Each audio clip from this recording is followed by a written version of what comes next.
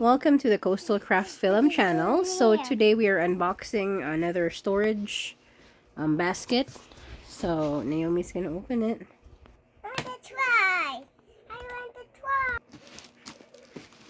Open. And it's It's a stackable basket, so you can use it for your bathroom. So it comes with two. The set comes with two. Yeah. Open it up. in the box. Just cutting the ziplock. So we got the ziplock removed, and it looks like this. So this part you can put in like so, and then you can stack the other piece like here.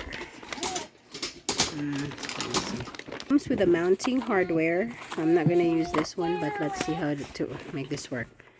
So, oh, you can make it like a drawer, but I'm just gonna use it stack it in the bathroom. So as you can see the instruction, let's try that. So there are grooves in the bottom of the basket, so I'm gonna try to do it like so. So now it's pretty stable. And then if you have a third one on the top, just do this. So it's accessible. There's a hole in here, so it's very accessible. You can use it for your pantry or for your bathroom storage. And I have two other boxes here of the same thing, so I'm just gonna stack them up. And that's our video for today. Thank you for watching.